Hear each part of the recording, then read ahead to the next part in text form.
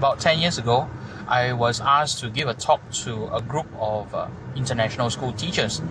And I remember asking the PIC, what is the pain point and what is the message that you want me to talk to your teachers about? And he gave me a look and then he told me, well, the students are finding it very difficult to connect and to talk to the teachers. They were not learning as they should, and because of that, their syllabus is lacking behind. And I took this up and I said, okay, I'm going to give a talk to your teachers. Come the day of the talk, I went in a little bit early and I looked into the hall and I saw about 80 to 90 different teachers from all different types of walk of life. They were from different ethnicity and they also taught different subjects.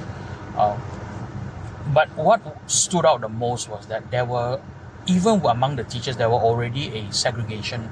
You could see the youngest group of teachers would be hanging together, and then there were those who were in their mid-40s or early 40s. And you also had those who were gearing up towards retirement. So 3 very distinct groups. I decided to start off the whole talk with an activity, an icebreaker, to get everyone talking and get everyone excited.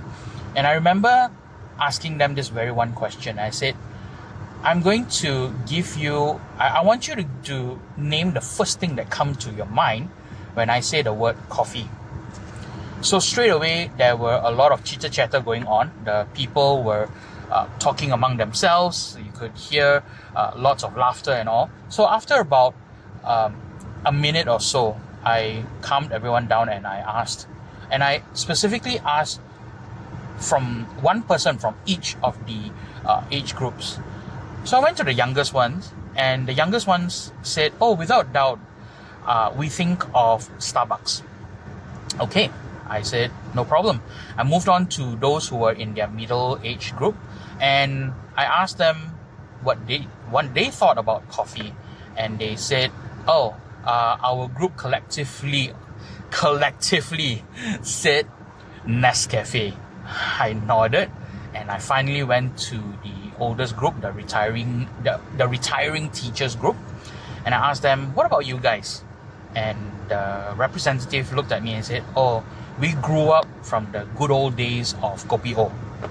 So I nodded and I said, are they all coffee? And all of them said yes. And I said, you see, even among the teachers themselves, there were 3 different, very, very distinct 3 different answers about what they thought about coffee. I asked this question, the next question that I asked was, now if I were to ask the students, what do you think their mind would be thinking when I say coffee?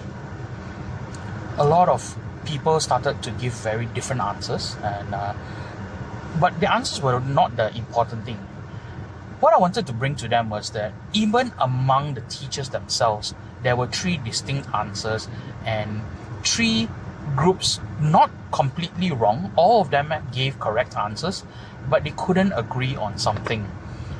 And I related that to the students themselves. And I said, if you cannot agree on that one answer, what makes you think that the students were going to agree with you? And a lot of them suddenly kind of like got that aha moment. But there were those who also looked very, very down. And I said, you see, it's not so much about what you think coffee is. It's about understanding that era and what they perceive coffee is. So if you're trying to teach something and you're using your interpretation of coffee, do you think you're going to connect with the students who probably have a different idea about what coffee is altogether? That's something for you to think about.